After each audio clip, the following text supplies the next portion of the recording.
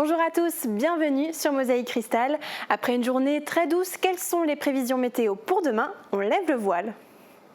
La météo vous est présentée par le Crédit Mutuel. Une banque qui appartient à ses clients, ça change tout. Qu'il vente, pleuve, fasse froid ou chaud, une maison isolée par Moder Habitat reste agréable et saine au fil des saisons.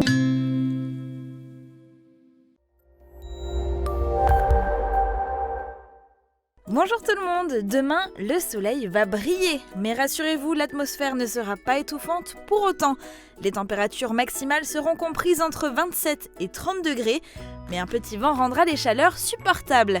Pensez tout de même à vous protéger du soleil et pensez également à souhaiter une bonne fête aux Abel. Passez une agréable journée sur Mosaïque Cristal.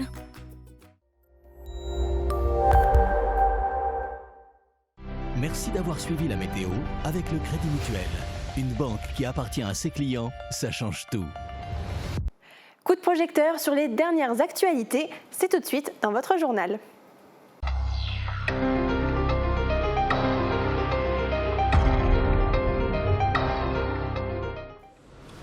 Après 4 mois sans public, les cinémas forums de Sarreguemines ont rouvert leurs portes. La date a été plusieurs fois repoussée, par manque de films à l'affiche et pour permettre aux travaux de grosses œuvres de s'achever sans contrainte. Les premiers spectateurs ont été accueillis le 29 juillet. Ça me manquait quand même un peu le cinéma. Et pour le moment, il n'y a pas encore beaucoup de films, on va dire la sélection est assez limitée, mais ça va revenir de petit à petit et ça fait du bien. Ça faisait longtemps et ça nous manquait. Et puis il y a des beaux films à l'affiche, alors on en profite. Les séances sont espacées et dans les 8 salles, la capacité d'accueil du public est à 50% pour permettre de respecter la distanciation. La fréquentation est donc en baisse. Les mêmes mauvaises, mais c'est tout simplement à l'image de ce qui se passe à l'heure actuelle au niveau national, où nous enregistrons des semaines à moins 60, moins 70% par rapport aux semaines équivalentes de l'an passé. Les événements estivaux pourraient permettre d'attirer plus de spectateurs vers les salles, dont différentes programmations dans le cadre du Summerfest, notamment jeudi soir avec la reprise de Grise, et par la suite, jeudi d'après, à Star is Born. Nous avons également une animation commerciale fin du mois, avec traditionnellement Ciné Cool, du 22 au 29 août. Les grosses productions américaines qui devaient sortir cette année ont été repoussées. Mulan, Fast and Furious ou encore le nouveau Top Gun ne sortiraient que dans plusieurs mois. Les sociétés de production restent frileuses. À Sarreguemines comme dans le reste de la France, les salles de cinéma les attendent avec impatience pour augmenter la fréquentation. Elle est vraiment excellente, juteuse, sucrée, voilà, tous les critères sont réunis pour faire vraiment une bonne Mirabelle de Lorraine. Parole de producteur, la récolte s'annonce belle pour le 3e été consécutif. Au GAEC des Godines ce jeudi à Gugnier-aux-Eaux, on s'activait d'ailleurs déjà depuis 6 h du matin, à la fraîche donc, sur les 40 hectares de mirabelliers que compte l'exploitation, soit plus de 8000 arbres dédiés aux petits fruits jaunes. La cueillette se fait ici de 2 façons. À la main, ils sont une 50aine de saisonniers à le faire. Le fruit est alors dirigé directement vers les étals des marchés et des commerces pour y être consommé. Ou alors, c'était le cas ce jour, mécaniquement. Le vibreur vient pincer le tronc du mirabellier et secouer pour faire descendre les fruits. Et ces fruits tombent sur un tapis et ce qu'on appelle une chaîne à patates en tout cas va pouvoir permettre de calibrer les fruits. Donc les tout petits fruits vont tomber sous la machine pour n'amener que les beaux fruits dans les caisses à l'arrière de la machine. Le fruit est alors acheminé vers une coopérative à Saint-Nicolas-de-Port pour y être transformé dans les 24 heures. Mécaniquement, le fruit est un petit peu choqué en tombant. Et ce qui fait que l'objectif, c'est de pouvoir le transformer dans les 24 heures suivant la récolte. 400 tonnes de mirabelle environ doivent être récoltées cette saison. Une filière bien huilée. Il y a une 40aine d'années, elle n'existait pas vraiment. Pourtant, la mirabelle, c'est bien de chez nous. Alors, c'est un arbre qui est très très rustique et adapté en fait à la région. C'est un arbre qui a vraiment besoin d'un sol très argileux. Qui résiste très bien à la sécheresse, même avec de fortes amplitudes, jour-nuit, justement, c'est bénéfique pour le fruit. La cueillette a débuté avec une dizaine de jours d'avance sur le calendrier. Elle s'étalera sur 5 semaines environ, ce qui n'est pas pour décourager nos saisonniers. Je fais toute la saison en général de cerises et de mirabelles. Et puis je repars un petit peu avant la rentrée de septembre. Bon, j'avais déjà travaillé dans l'agricole, du coup, dans les vignes dans le sud. Mais du coup, ça se rapproche, mais c'est quand même un petit peu plus intense ici. Le rythme est plus soutenu. Après, on retrouve les qualités de travailler en extérieur, avec une équipe agréable, tout ça, quoi. Plus de 80% de la production mondiale de mirabelle provient de la Lorraine. C'est le berceau de la mirabelle et ça a toujours été, hein, même dans les années 50, c'était là qu'elle était produite. Nous, on l'a relancée et c'est toujours ici. Voilà. Et ça continue.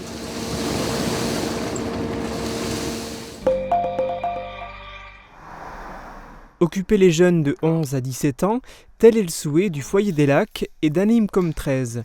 Pour ce faire et pour pallier à l'annulation des séjours itinérants organisés habituellement, ces deux associations ont organisé tout un panel d'activités estivales. Ça occupe les vacances, quand on a du temps libre ou quand on a envie de faire quelque chose et qu'on ne sait pas trop quoi faire. On a plein de possibilités, du coup c'est bien. On retrouve au total une vingtaine d'activités proposées tous les jours de la semaine, du 3 au 28 août. Qui vont des activités sportives aux activités arts plastiques et culturels.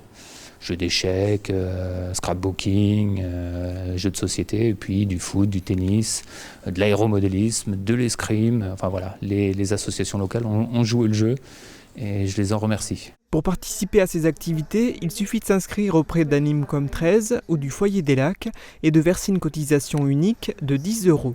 Elle ouvre droit à toutes les activités durant les 4 semaines. Certains jeunes ont d'ailleurs décidé de participer à plusieurs activités et ils auraient tort de s'en priver. D'autant qu'il n'y a pas besoin d'avoir déjà pratiqué ces activités, on est plus ici dans une démarche d'initiation et de découverte. Le badminton, je faisais le club à Putelange cette année. La vidéo, là, je faisais un peu à la maison des petites animations. Scrapbooking, j'ai jamais fait. C'est la première fois que ces activités estivales sont organisées à Putelange-au-Lac et aux environs. Les jeunes de 11 à 17 ans qui habitent sur le territoire de l'ancienne communauté de communes de l'Albe et des Lacs sont le public ciblé par ces activités. On a déjà quelques inscrits, mais on en prend encore des jeunes. Donc n'hésitez pas à vous inscrire encore tout au long du mois d'août. On vous accueillera avec plaisir sur les différentes activités. 25 jeunes sont actuellement inscrits. Les organisateurs espèrent en compter une quarantaine à la fin du mois d'août. Pour s'inscrire à ces activités estivales, il suffit de se rendre à l'espace culturel de Putelange-au-Lac.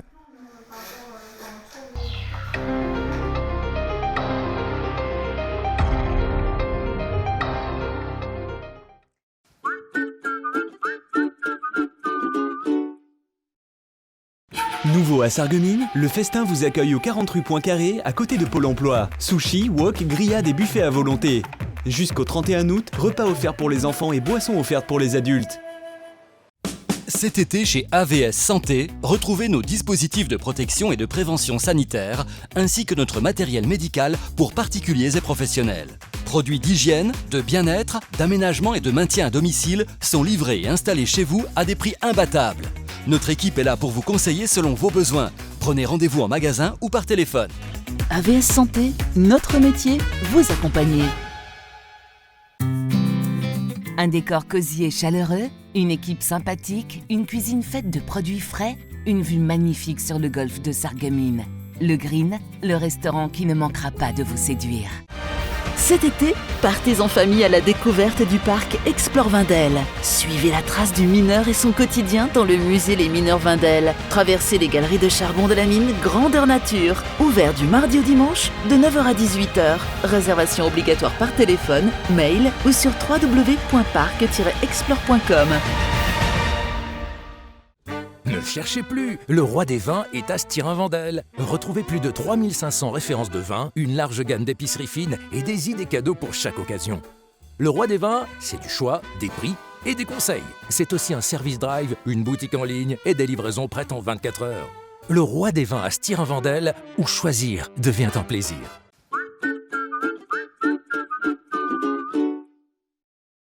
On retrouve Uranie qui poursuit ses vacances dans le secteur. Direction l'Outre-Forêt et les ruines des châteaux. On enfile ses chaussures de randonnée pour découvrir de magnifiques paysages en sa compagnie.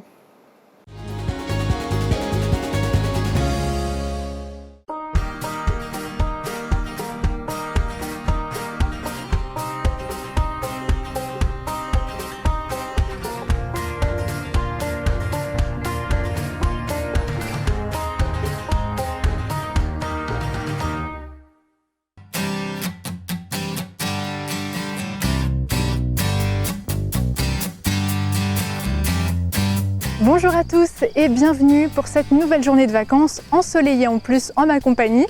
Alors aujourd'hui, je vous ai donné rendez-vous en Outre-Forêt. C'est une région qui est située à l'extrême nord de l'Alsace, à peu près 30 km de beach, on va dire par exemple.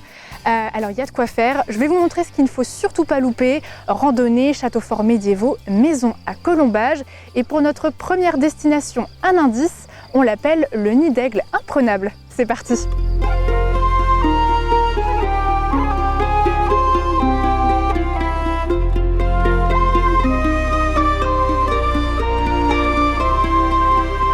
Celui que vous voyez derrière moi avec sa taille imposante, c'est le château de Fleckenstein dans la commune de Lembach.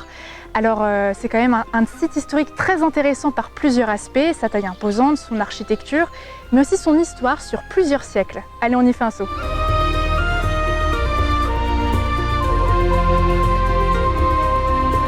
On m'a donné les clés du château de Fleckenstein et je vais pouvoir ouvrir cette grande porte pour voir ce qui se cache derrière.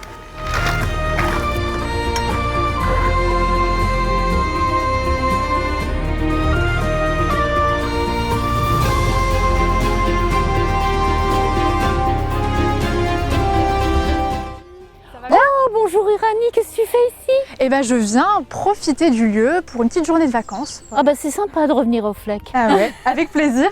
Et j'ai quelques questions à te poser. Alors déjà pour nos téléspectateurs, sachez que 70 000 personnes viennent ici par an. Qu'est-ce qu'on vient chercher comme ambiance, comme expérience ici au château? C'est un énorme rocher sur lequel on a bâti un château, un palais seigneurial. Évidemment, voilà les restes, mais ça donne une idée de ce que c'était. Et qu'on a excavé pour monter à l'intérieur du rocher, donc il est en partie troglodytique. Et on a construit contre. C'est un château qui existe depuis le XIIe siècle et qui est le plus important de la région. On est aux confins de l'Alsace du Nord, de l'Alsace du Palatinat et de la Moselle, et dans le coin, c'est le plus gros et c'était les seigneurs les plus puissants.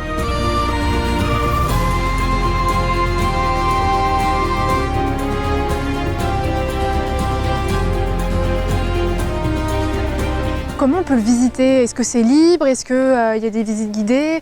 On m'a dit qu'il y avait des choses un peu originales ici. Libre, oui, au sens où on va le visiter tout seul, on vous donne un document de visite à la billetterie. Qui dit billetterie dit qu'il faut passer un petit peu à la caisse, mais ça reste raisonnable, 4,50 pour un adulte. Donc ça c'est la visite plus classique. Des visites guidées sont possibles, mais sur réservation. Et sinon, oui, il y a une façon très décalée de visiter le château, ça s'appelle le Château des Défis. C'est une aventure médiévale qui plaît vraiment bien aux familles. Et là, c'est vraiment une grande balade, 2h30 à 3h parfois. Vous allez avoir 20 défis, 10 dans la forêt, 10 dans le château pour trouver le trésor. Et génial! Ouais, ça c'est vraiment très sympa parce que ce sont des choses très différentes. C'est pas du tout un QCM, ça n'a rien à voir. On s'investit, on bouge, on s'apprend. Ouais, tout à fait. Et tout le monde s'y met. Ah, ça, c'est chouette. Ouais, parce que les adultes, ils finissent assez rapidement à être pris par le jeu. Et ma foi, c'est pas les derniers à s'amuser. En tout cas, tu as dit défi, moi ça m'intéresse. Est-ce qu'on peut aller commencer ces petites énigmes? Mais bien sûr, on y va.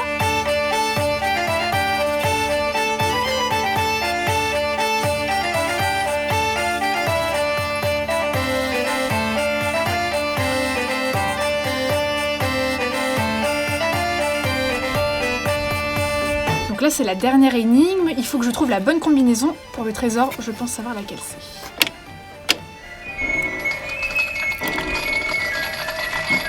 Je crois que j'ai trouvé. Ça y est, j'ai enfin trouvé le trésor, mais je vous en dis pas plus. Que vous soyez entre amis, en famille, en duo, n'hésitez pas, venez participer à l'aventure. Si vous avez terminé cette activité, je peux vous en proposer une deuxième. Sachez que autour de ce château, plusieurs randonnées sont possibles. Alors vous pouvez partir du château bien sûr, mais aussi d'autres points comme le Gimbelhof qui est un peu plus bas. Alors il y en a pour tous les goûts, il y en a pour tous les niveaux également. Nous on a décidé d'aller voir les châteaux qu'on a pu apercevoir tout en haut de celui-ci. Ça a l'air d'être assez exceptionnel.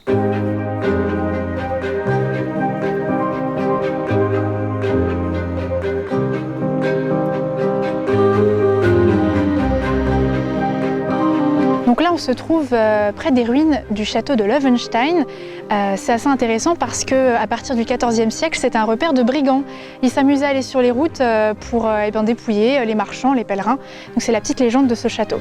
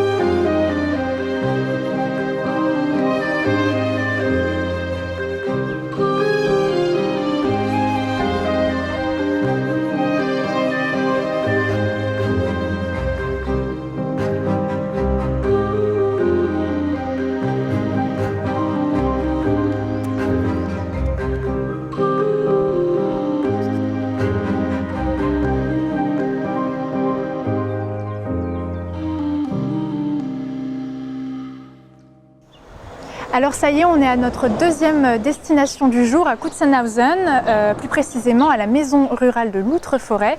Alors c'est un ancien corps de ferme du XVIIIe siècle qui a été restauré pour en faire un musée qui vous permet de revivre le monde des années 30, le monde rural. On y apprend les modes de vie, la vie de famille qui était très hiérarchisée, quoi d'autre encore, les méthodes de conservation de certains aliments, les métiers qu'il pouvait y avoir au sein de la ferme. En tout cas, c'est une liste qui n'est pas exhaustive parce qu'il y a énormément de choses à apprendre ici. Alors je vous propose de faire un petit tour avec moi et puis on aura l'occasion de discuter avec Bernard qui est l'un des bénévoles.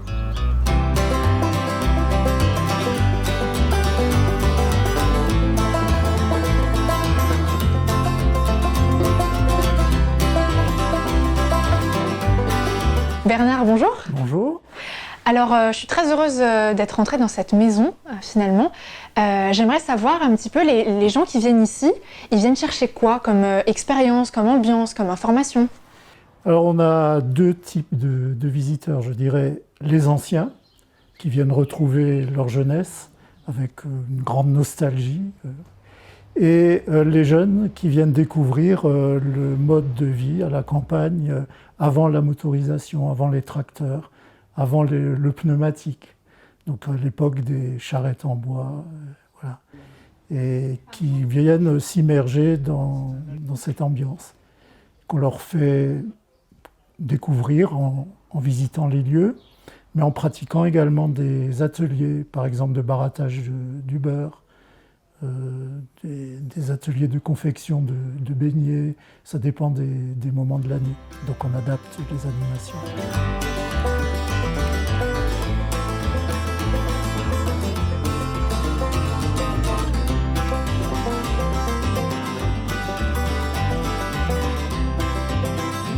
Alors j'imagine que c'est quand même un entretien constant et on en discutait un petit peu tout à l'heure.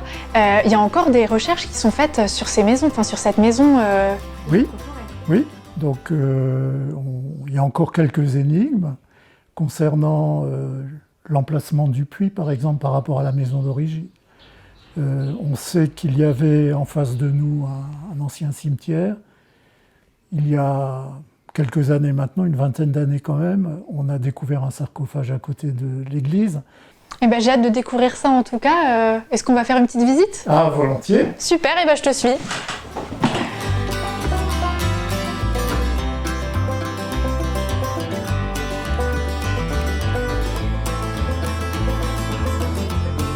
Bon Georges, tu veux pas me dire ce qu'il y a? T'as pas parlé de tout le repas? Bon, c'est pas grave, hein, je te laisse dans ton coin. J'ai envie de te dire que c'est terminé. Hein. On va laisser Georges un petit peu méditer. Pendant ce temps-là, moi je peux vous dire qu'on se trouve dans le grand séjour. Alors ici, chaque élément du mobilier regorge d'anecdotes. Je ne peux que vous inciter à venir faire des visites guidées et les bénévoles pourront vous donner chaque détail. Alors comme le veut la tradition de notre émission, on va chercher un petit souvenir et cette fois-ci c'est un souvenir à boire, avec modération bien sûr.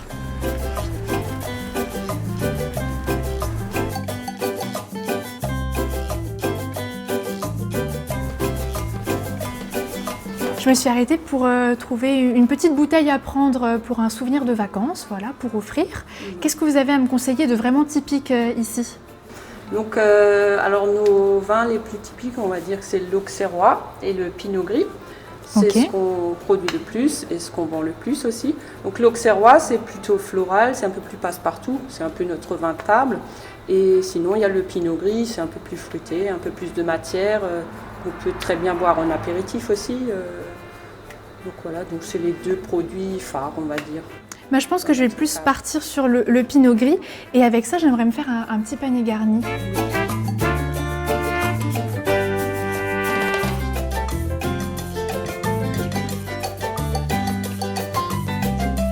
Merci beaucoup en tout cas. Merci, au revoir. Au revoir, à une prochaine fois. C'est le moment de nous diriger vers notre logement pour ce soir parce qu'on a une journée riche en découvertes. Pour mon logement de ce soir, j'ai fait quelques petites recherches sur internet.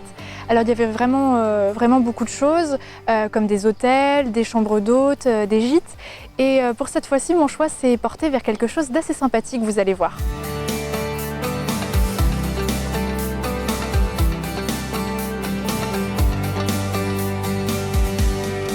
Bonjour Déborah. Bonjour Uranie. Alors on s'est eu au téléphone tout à l'heure, je voulais savoir si tu avais une chambre de disponible, est-ce que c'est le cas? J'en ai une, et peut-être la plus jolie de toutes, je te montre. C'est gentil.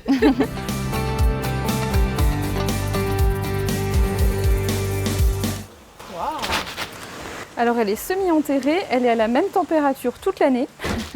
C'est agréable. Et est-ce qu'il y a des choses aux alentours que je peux faire? Par exemple, si je veux aller manger ce soir quelque part? Oui, en plus il y a le choix. Il y a un restaurant plutôt raffiné chez Anton, qui propose de très bons petits plats, un restaurant plutôt familial au Wartfels, un petit peu plus loin, et en face Alsace Village qui propose des plats locaux de saison, plutôt nature. Okay. La taverne propose aussi des petits plats, ainsi que la chèvrerie au bout du village. Donc il y a de l'offre. Il y a de l'offre. Super. Bah, merci beaucoup en tout cas Déborah. Avec plaisir. Je vais bien me plaire ici.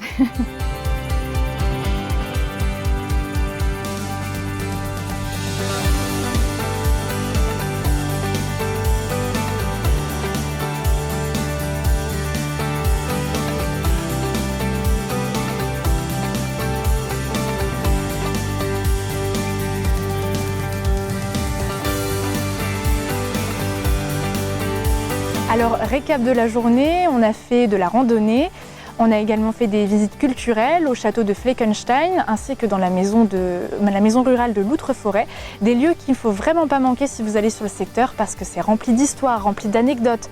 En tout cas, on apprend énormément de choses, moi ça a été mon cas. Et en plus, on est dépaysé à seulement quelques kilomètres du Pays de Beach, donc c'est pas rien. J'espère en tout cas que vous avez apprécié le voyage. J'ai plus qu'à vous dire à une prochaine destination.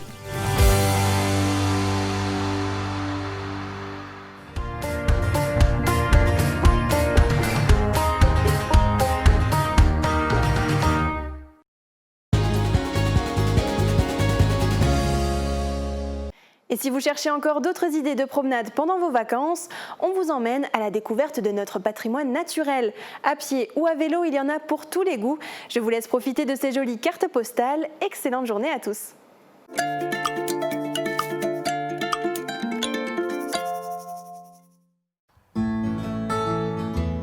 Petite curiosité alsacienne sur le territoire de la communauté d'agglomération Sarreguemines-Confluence.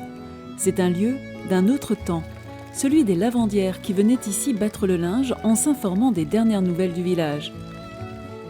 Nous voici dans un lieu que se sont réappropriés les habitants de Silsheim depuis une vingtaine d'années. Il s'agit de l'ancien lavoir aménagé dans une cuvette autour de laquelle se sont groupées les premières maisons de Silsheim. Ici, on l'appelle Gute Brunne, la bonne source.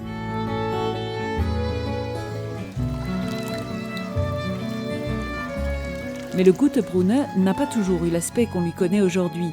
Abandonné sans doute à l'arrivée de l'eau courante dans les maisons, puis des machines à laver, le site est devenu un terrain de jeu pour les enfants. Le lavoir est tombé en ruine petit à petit et la végétation avait repris ses droits, transformant l'espace en forêt humide. En 1998, des habitants du village entreprennent de réhabiliter le site pour en faire un coin de nature agréable. Parmi eux, certains qui, plus jeunes, avaient malmené l'édifice. C'est ainsi qu'ils reconstruisent les murs et la toiture, aménagent un barbecue et des bancs, un petit pont de bois, des fleurs et des arbustes d'ornement. De là, on distingue à peine la présence du village. Ainsi, toute la population de Silsheim a retrouvé un espace de nature propice à la détente. Chaque année, c'est tout le village qui se regroupe ici autour d'un repas champêtre. Et au cœur de l'été, cyclistes et randonneurs n'hésitent pas à faire une halte à la bonne source de Silsheim. On vient au vieux lavoir y chercher un peu de fraîcheur et de quiétude. Besoin de décompresser? Le Gutebrunne vous attend.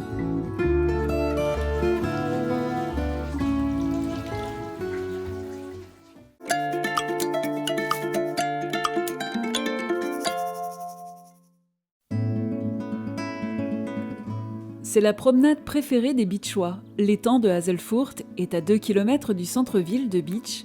Il est propriété de la ville depuis 1980. C'est à ce moment-là que l'on a commencé à aménager le site pour en faire la base de loisirs que l'on connaît aujourd'hui. La promenade qui fait le tour de l'étang est sans doute la plus populaire du Beacherland. Elle commence rive gauche et est accessible aux personnes à mobilité réduite et aux familles avec des enfants en poussette. Au départ du parking, nous suivons le balisage à nos verres qui nous fera passer sur l'autre rive via la passerelle sur la Horne, cette rivière qui prend sa source un peu plus haut. Mais avec la sécheresse, elle est difficile à voir dans le marécage qu'elle traverse avant de rejoindre le plan d'eau. La promenade dure environ 40 minutes. On y découvre aussi des panneaux explicatifs sur les arbres qui peuplent les rives de l'étang. Il s'agit d'un sentier nature qui, plus loin, part en forêt. On peut aussi, au gré de ses envies, poursuivre plus loin la promenade qui, grâce au balisage du club vosgien, peut vous emmener à Lemberg, Reyerswiller ou Mutterhus. Avant de devenir la base de loisirs qu'il est aujourd'hui, l'étang a servi de baignoire aux élèves du collège Saint-Augustin. À la fin du 19e siècle, il n'y avait pas de douche dans l'école et c'est ici qu'on venait se baigner. En été, seuls les élèves des classes participant à la promenade y ont accès, et ceci pour un espace de temps limité, classe après classe. Aujourd'hui, la plage est ouverte à tous et la baignade est très appréciée lors des chaudes journées d'été.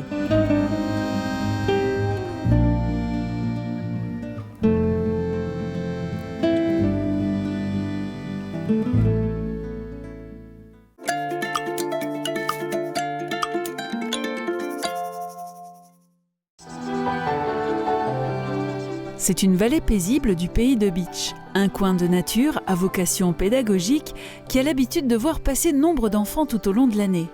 Un morceau de patrimoine naturel et artisanal, une vallée, un moulin et au milieu coule une rivière, la Schwalbe.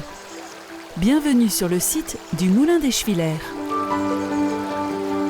C'est ici que débute la découverte de la nature si particulière de cette vallée. La rivière en est le cœur vivant. C'est elle qui a permis le développement des moulins. Elle alimentait autrefois 16 moulins sur son cours. L'eau a aussi permis l'installation d'un arbre emblématique de la vallée, le saule blanc, dit saule tétard. Sa forme si caractéristique est le témoin de pratiques rurales traditionnelles. Tout au long de sa croissance, la tête de l'arbre est taillée régulièrement. On utilisait les branches pour le chauffage, la cuisson des aliments et la vannerie. Mais le saule tétard offre d'autres avantages. Il est un abri de choix pour la faune sauvage, insectes et petits mammifères y trouvent refuge. Plusieurs associations ont aussi trouvé sur ce site un lieu d'activité idéal. Une association équestre, des arboriculteurs et des apiculteurs.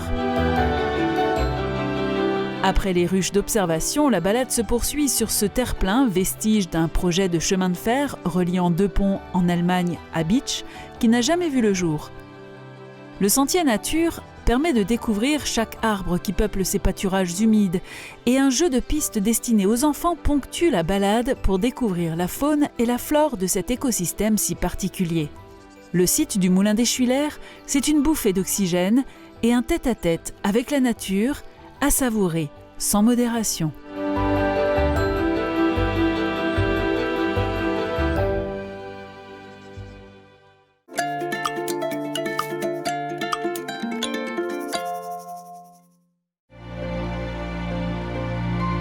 Une voie verte pour les cyclistes à l'abri des regards, voici l'ancienne voie de chemin de fer de la vallée de la Bliese qui se prolongeait jusqu'à Hombourg en Allemagne. Il existait déjà une ligne un peu plus haut, mais qui traversait le banc de Bliesbrück au niveau de la Hermeskapelle et la gare se trouvait à Wölflin. En 1875, on entreprend les travaux de cette seconde voie et on construit, tout comme à Blies-et-Bersin, une gare.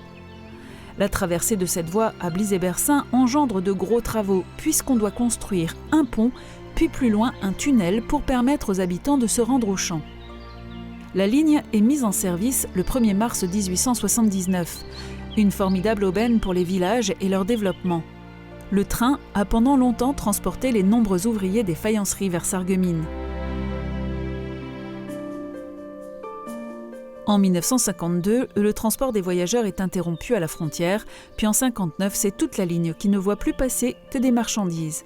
L'automobile a pris le dessus sur les transports ferroviaires et la gare de Bliesbrück devient inutile, elle qui pourtant a résisté au bombardement de 1944. En 1980, on neutralise la voie et elle est déposée. En 2006, on trouve un charme incontestable à ce chemin ombragé, loin de la circulation, un bol d'air aux portes de la ville.